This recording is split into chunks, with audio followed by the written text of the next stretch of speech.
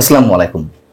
গত কয়েকদিন ধরে মানুষের মুখে মুখে যারা একটু রাজনৈতিক সচেতন, একটু খোঁজখবর রাখেন, তারা একটি মন্তব্য করছেন যে ভারতের প্রেসক্রিপশনে সম্ভবত 2025-এর ডিসেম্বরের মধ্যে নির্বাচনটি হচ্ছে না। ভারত চায় নির্বাচনটি যেন 2026-এর মে জুন পর্যন্ত গড়িয়ে যাক।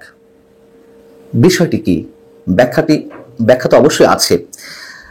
আমি নিজেই যেখানে সবসময় বলি এবং এখনো বলছি, ভারত আগে তার নিজের স্বার্থে এবং পরবর্তীতে আওয়ামী লীগের স্বার্থে ডক্টর মোহাম্মদ ইউনূস সরকারের বিরুদ্ধে যত দূর যাওয়া প্রয়োজন তত দূর যাবে। কিন্তু তাহলে যেখানে দ্রুত নির্বাচনের দাবি তোলা হচ্ছে সব জায়গা থেকে, ডক্টর মোহাম্মদ ইউনূস কেন ডিসেম্বরের মধ্যে নির্বাচন দিতে চাইছেন না? এটা তো পরিষ্কার। তিনি টেনে টুনে 2026-এর জুন পর্যন্ত সবসময় কথা বলছেন যে এর মধ্যে নির্বাচন হবে। তাহলে কি আমরা যা ভাবি, আমরা যা চিন্তা করছি, আমাদের মনের মধ্যে যে প্রশ্নগুলো উঠছে যে এই সরকারের পেছনের শক্তিটা আসলে কে, শক্তি যে আসলে কে, আমাদের যে সব হিসাব নিকাশ তা অনেক সময় উল্টে যেতেও পারে, আমাদের যা ভাবনার বাইরে তা অনেক সময় ঘটতেও পারে, অস্বাভাবিক কিছু নয়। এবং যারা বলছেন যে 2026-এর জুন পর্যন্ত টেনে নিয়ে যেতে চান মোদি, এবং তাদের প্রেসক্রিপশনের সম্ভবত কিছুটা সাহস বা শক্তি পাচ্ছে বর্তমান অন্তর্বর্তী সরকার ক্ষমতা আর একটু দীর্ঘস্থায়ী করতে, এবং এর পরেও যে তারা থাকার চেষ্টা করবে না আমি সে কথা বলছি না, তবে বাড়তি শক্তিটি সম্ভবত পাচ্ছে। এবং এই ধরনের গুঞ্জনে পানি ঢেলে দেওয়া নয়, তা বরং আরো খানিকটা উস্কে দিয়েছেন খোদ পশ্চিমবঙ্গের মুখ্যমন্ত্রী মমতা ব্যানার্জি।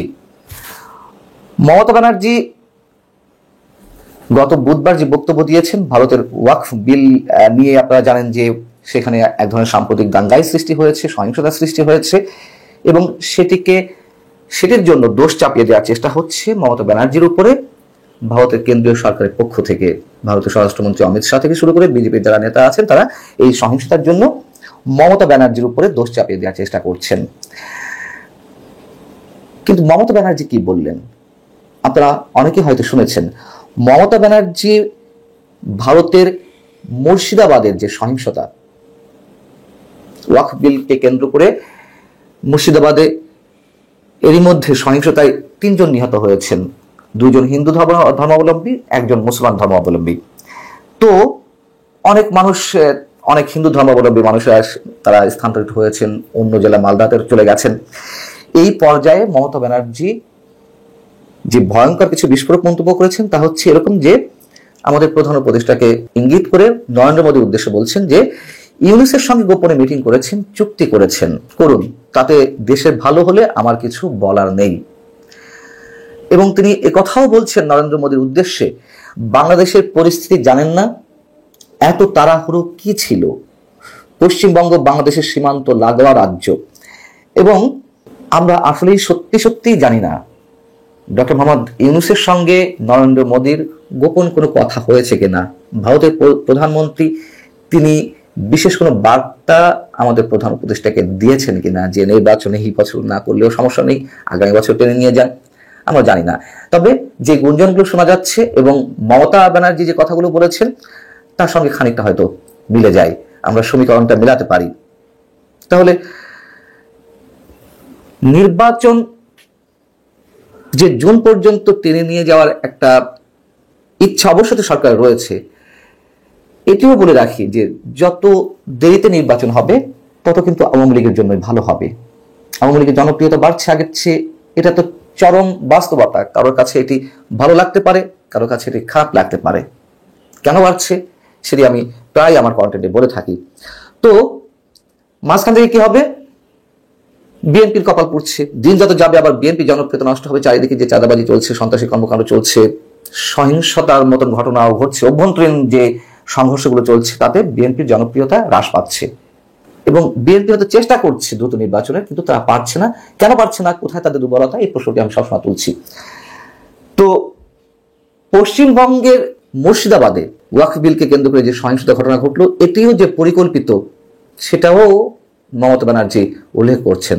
এবং শুধু মমতা ব্যানার্জি নয়, আন্তর্জাতিক গণমাধ্যম বিবিসি বাংলাতে যে অনুসন্ধান উঠে এসেছে সেটিও তা প্রমাণ করছে। তার কারণ মুর্শিদাবাদের যে গ্রামাঞ্চলে সাম্প্রদায়িক সহিংসতার ঘটনা ঘটলো, বিবিসির পক্ষ থেকে বলা হচ্ছে যে এর আগে এই ধরনের গ্রামে বা গ্রামাঞ্চল পর্যায়ে সাম্প্রদায়িক সংঘর্ষের ঘটনা ঘটেনি, সাম্প্রদায়িক দাঙ্গার ঘটনা ঘটেনি। যা কিছু ঘটেছে এর আগে তা শহর অঞ্চল অথবা শহর লাগোয়া কোনো অঞ্চলে, এবার কেন গ্রামাঞ্চলে এটি ঘটল। এবং ভারতের বিভিন্ন গোয়েন্দা সূত্র ধরে মুর্শিদাবাদের স্থানীয় পর্যায়ের নেতারাও বলছেন যে বাইরে থেকে কোনো সংগঠন বা কিছু ব্যক্তি এসে কি গ্রামীণ এলাকার এই সম্প্রীতির আবহাওয়ার চির ধরিয়েছে, এমন প্রশ্নের উত্তরে তারা নানান ধরনের সন্দেহ প্রকাশ করেছেন এবং বলছেন যে সেটি ঘটেছে। এবং ওই যে বলছিলাম যে কেন 2026-এর জুন পর্যন্ত টেনে নিয়ে যেতে চান নরেন্দ্র মোদী বাংলাদেশের নির্বাচনটিকে। এর আগে অনেকবার দেখা গেছে যে বিজেপি তার ভোট ব্যাংকের জন্য সবসময় সাম্প্রদায়িক দাঙ্গা ইস্যুগুলোকে কাজে লাগানোর চেষ্টা করেছে, সেটি তার নিজ দেশের মধ্যে, সেটি বাংলাদেশের ক্ষেত্রেও আমরা দেখেছি।